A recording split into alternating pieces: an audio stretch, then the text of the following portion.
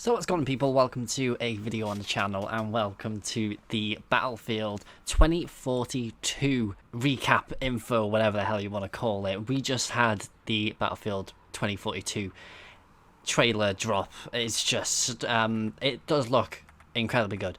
I'm a Battlefield player. There's been a lot of info being dropped about this, and I will link it all down in the description below, because EA put out their own thing towards it all. Well, DICE put out their own thing, having all the details about the new Battlefield game, and we've got a lot of the stuff. We've got a lot of the things that happened throughout the entire thing itself. It's going to be incredibly fun to go over a lot of it. I'm not going to do it as an in-depth type of thing. I'm going to go over a lot of the info, and, you know, for starter, we're going to, well, it's been reported that it's going to be coming out on October 22nd. A lot of stuff has been going on about that one. There'll be a full disclaimer about it saying that it's going to be coming out then. And then also we're going to have more reveals coming in the next month. Firstly, we're going to have it coming to the Xbox showcase on the 13th. So that's going to be on the 13th of June. We're going to see some more Battlefield then. I kind of have the feeling that maybe EA and Xbox are going to be doing something together to include Battlefield 2042 onto the Game Pass as a day one thing. I feel like that's going to happen, because if they wouldn't have released the trailer early, and they wouldn't have said that they're going to reveal more on that date. So there's going to be something that's going to link them together. And then after that, they're going to showcase another game mode at their own EA Play Live. So it's going to be a lot of stuff, and the EA Play Live does happen on the 22nd of July. So remember to tune into all of that. It's going to be incredibly fun. I'm going to upload this as soon as I can, hopefully as soon as I can, and I will have the trailer playing on the background, so that means you can keep on seeing it and always see it all the time. There's a lot of stuff that happened in the trailer. There's wingsuits, for one. That's the one thing. There's robot dog, there's penguins, and, you know, there's a lot of different things. The robot dog, that's fast, incredibly fast. And, you know, there's a lot of stuff throughout the entire thing. Some of the stuff that we have had as a full-on info towards the game itself is that for the next-gen consoles and for PC, so that's Xbox Series X, Xbox Series S, PlayStation 5 and PC, are all going to have 124 or 28 player servers. Sorry, wrong number. 128 player servers, whereas Xbox One and PlayStation 4 are going to only have 64 player servers. Now, the interesting thing about this is that, are we going to have a cross-platform thing coming to the next gen and PC? Are we going to have a cross-platform, cross-gen type of thing between all of the consoles? So that means it makes it incredibly fair for the ones that are on, you know, last gen to next gen and then to PC. Kind of makes a lot of sense. I could kind of see that it's going to be a whole bundle of it all, and there's going to be servers selected to just, you know, next gen, and then there's going to be servers for all. Kind of makes it a lot more sense, just because a lot of people can't get a hold of the next gen consoles just yet. I myself, I have got an Xbox Series X, so that means, you know, I can bring out a lot of the stuff. So that means, you know, keep tuned to the channel, you know. You can see a lot of the Battlefield stuff from myself. Hopefully it does come to Game Pass, and if not, I'll just wait for more information to come, and, you know, there will be a lot of stuff coming from me for Battlefield 42, so, you know, it's going to be incredibly fun to play. But that's the first lot of info that we've had. More things that we learned about from the trailer and the info afterwards is that there's going to be 7 maps. I can presume that there's going to be 7 maps at launch, maybe more at launch. If, you know, maybe they'll add some more over time, maybe just a, you know, some up until launch. But for the 7 maps, we've got Orbital, we've got Hourglass, Kaleidoscope, Manifest, Discarded, Breakaway, and Renewal. So all of these are going to be incredibly fun to have. Orbital does have a massive rocket right in the center of the map. They have said as well that every single one of the map is going to have their own levolution and their own ways to play. So it's going to be incredibly fun to have that one. I could kind of see that the rocket is going to be a massive impact towards this one, towards the levolution itself. For Hourglass, it's the city setting again. We've had this in Battlefield 4. and it kind of looks very similar to Dawnbreaker from Battlefield 4. But, you know, we can have a lot of different things from this. I can kind of tell from the trailer itself, and you can see in the trailer that we're going to have some... It does look like some, like, hovercraft type of things. It doesn't look like a jet. It doesn't look like a helicopter. It kind of looks like the in-between. You know, when you usually have the ones from, I think it was like Battlefield 3, you could have them, and you could just hover just above the ground just a little bit. We could probably see something like that. Of course, you could see it where you could destroy the helicopter and it was destroying some parts of the building. Hopefully that amount of detail does come to this Battlefield. The last time we've had that amount of detail to a Battlefield game was Battlefield Bad Company 2. So hopefully that type of stuff does happen. It does say as well that in Hourglass it is set in Qatar, so massive dust storms, sandstorms are going to happen, and you know, there's going to be a lot of stuff towards this one. Now we move on to Kaleidoscope, which is the one that we saw the most in the trailer, I would say. This was the one that showed off the weather type of levolution towards the tornado storming straight through the whole city and tearing up everything in its path, including vehicles, people. So, you know, you could wear your wingsuits and just fly around the tornado. That'd be fun to have. If it saves you, if you just, you know, get picked up by the tornado, can you just wingsuit back out of it? Do you have to activate the wingsuit before you go into the tornado to actually be alive? Or if you don't activate it in time, do you just die? Who knows how that one happens. The Kaleidoscope one is set in South Korea, so that means it does say it's the city's iconic data center, so it does look a lot more like a lot of the maps we've seen in the past. Skyscrapers everywhere, you know, leveling type of areas. The middle ground does look like an Operations Metro starting area, where it's more of like a park scene, so that's quite nice to have the familiarity towards that. It's nice to have that one. You know, there's a lot of things as well that they've actually said in the little description where it says that you can zip line between skyscrapers, so it'd be nice to have the zip line type of feature back again. That was the last had in the games in Hardline. You know, Cops and Robbers, Battlefield, whatever it was called, Hardline, that one. So it'd be nice to have, it'd be nice to see how they would adapt it a bit more. Now we move over to Manifest, which is set in Singapore. We didn't see much about Manifest apart from just the warehouse type of scene where all of the American troopers all got shot up, and then, you know, the dog tag got taken, so thankfully the dog tag type of thing is back again. But, you know, we're going to see a lot more variety about all this type of stuff. I hope that we see the new game mode being showcased across all of the maps. It'd be quite nice to see the variation of how it all works. But Manifest is the one that we haven't seen most about, but it does give off the vibe of the Battlefield 3 Canals type of, you know, team deathmatch, close quarters. It's the one that looks like it's got more close quarters towards the map itself. Now we go over to the map called Discarded, which is set in India. This is more of a collision of ships across an entire beach. So it looks like a scrapyard of a ton of different ships and a ton of different pieces gone everywhere. Scavengers have hit it, so, you know, everything is, you know, completely barren. It's going to be quite hard to, you know, see probably snipers throughout all of this, because they could be in any little, like, cavern, any little crevice that you're going to see in all these structures. There's going to be a lot of different areas towards it, and as well, the evolution towards this one that they have stated is about a deadly storm, which is going to go across the entire map as well. So it's going to be essentially a giant dust cloud is going to go across the entire map, and you won't be able to see anything, and maybe it might destroy a couple things as well. Who knows? Hopefully it does destroy a couple things as well.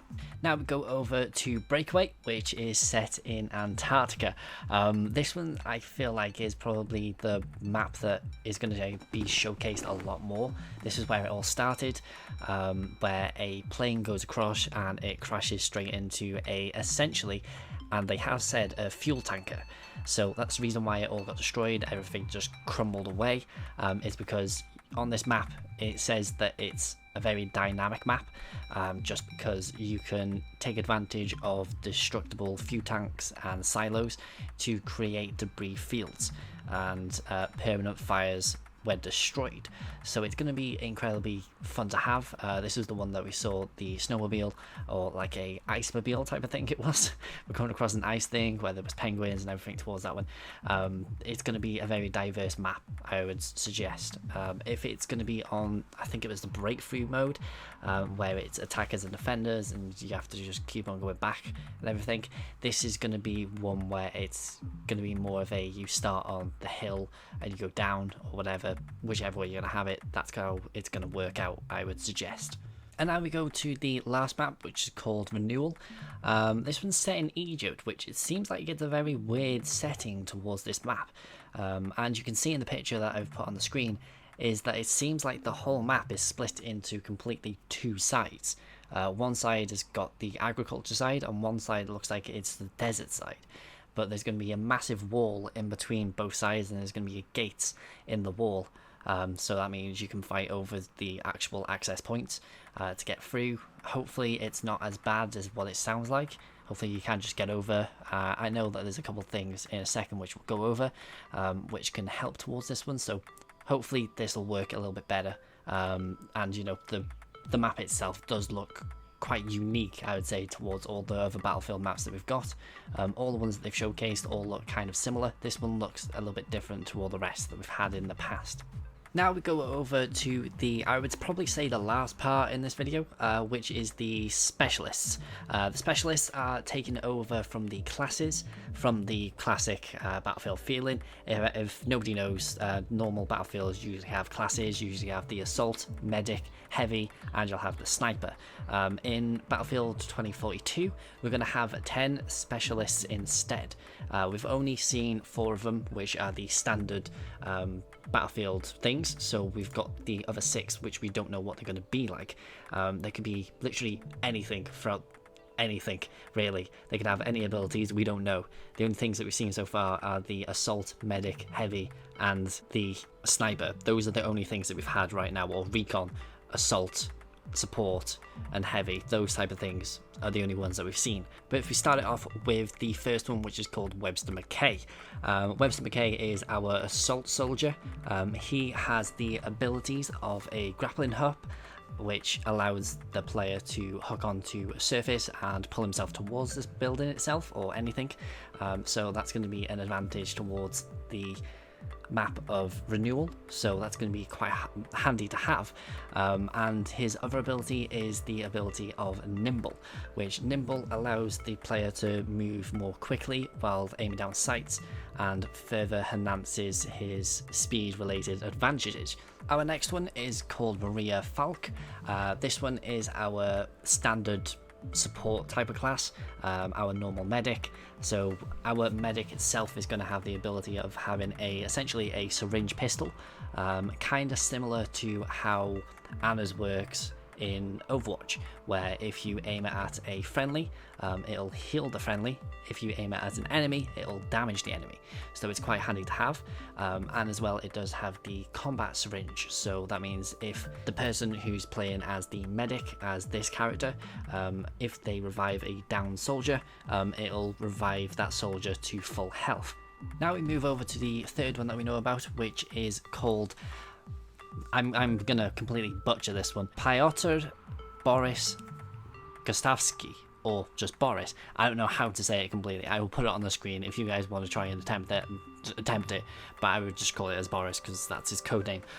He is our, well, he's a bit weird because he's an engineer instead, so we haven't got the heavy. I was completely wrong about that one. He's an engineer because he has a sentry turret, which the sentry turret will actively spot enemies that it's targeting. That's going to be his full type of thing itself. It seems like it's not as powerful as the rest because it is just a sentry turret, and the sentry turret has a additional thing of it'll spot enemies and keep them spot as long as it's locked onto that enemy that it's targeting, and of course it'll engage and it'll kill the enemy or damage them enough, so that means it's soft enough to kill them off. Makes it a bit easier that way, but it's quite nice to have. I feel like it'll be a good idea to just throw out the sentry turret if you're pinned down. Quite nice to have in that way. But I feel like Boris probably needs a little bit of tweaking towards it. It'll be nice to use him, but I feel like it'll need a tiny bit of tweaking towards his abilities. Now we move on to the last one that we know of, the fourth and final one. I'm going to butcher this name as well because it is Wickus Casper van Dial. I don't know how to say that one. I'm guessing that it's Dutch instead. We'll just call him Casper because that's his code name again, or Wickus. That's probably the two names it'll probably go by every single person. His ability is, of course, he is the recon, so he's the standard recon soldier, but his ability is to have the Recon Drone, and he's going to be able to use that in terms of having it as a EMP blast, and it can also be used to designate targets for lock-on weapons. So lock-on weapons are back. Thank God, it makes sense. It's futuristic. Thank God they're back. I needed them. But he also has a movement sensor. Now, his movement sensor is his additional ability. This seems like it'll be incredibly handy, especially if you're being snuck up on whilst you're just sniping in general, because it alerts the player to approaching enemies both while boots are on the ground and while you are piloting the Recon Drone. So if you're using the drone, you'll actually be told if there's an enemy close to you, close to the person that's using it, and whilst you're just boots on the ground just sniping, I'd guess you'd be able to use it. I feel like there might be a cooldown towards that one if you're just sniping. You know, if you press it, you can't press it right after it. So if you miss the kind of like frequency towards the movement sensor, you can still get killed from behind. Otherwise, it's going to be incredibly hard to get a knife kill on him and to get his dog tags. It's going to be incredibly hard towards that one. So that one might need a little bit of tweaks depending on how it works. If it doesn't have a cooldown, then I feel like it does need a bit of a tweak towards it, otherwise it'll be a little bit OP. So whilst I've been recording this, a lot of things have additionally come out. Towards Battlefield 2042, there's not going to be a single player campaign. DICE have confirmed this during the reveal. A lot of people have been saying that they're not going to have anything towards a single player at all. It seems like there's not going to be at launch. They might add some more stuff in the future, which I hope that they do, because it would be nice to, to get used to what the world is like through a single player campaign, just a couple of stories, or just, hopefully maybe some co-op stuff. I know when you look at the Xbox listing, I've checked it and it does say online co-op 2 to 4 players, so hopefully that comes in. And it does say about cross-platform online co-op as well, which is 2 to 4 players. But at launch, instead of having a single player campaign, you're going to be able to go into an offline zone for the all-out warfare type of maps, where you can go into it single player, or you can go in it with friends instead, just to mess around with bots. So essentially, if you want to mess around with weapons to try them out before you go actually into the games itself, you can go into that, which is quite nice to have. It's quite handy to have. It's kind of more like a training zone, and if you want to try out some things with mates, then you can do. It's quite nice to have. I feel like a lot of people are going to use it just to try and do some custom maps instead, and try and get away from the entire map and try and find a zone to do certain things in. It's quite nice to have, but you're going to see a lot of clips that are faked towards that, I can kind of guess, but it's completely fine. You can still earn XP and you can unlock new stuff whilst using that mode, whilst using the offline mode. So it's nice that you can still be rewarded through doing stuff that's not online. And one of the last two things that I'm going to go on about is that they have changed Conquest Mode a smallest bit, where it'll now feature sectors consisting of several flags instead of individual control points.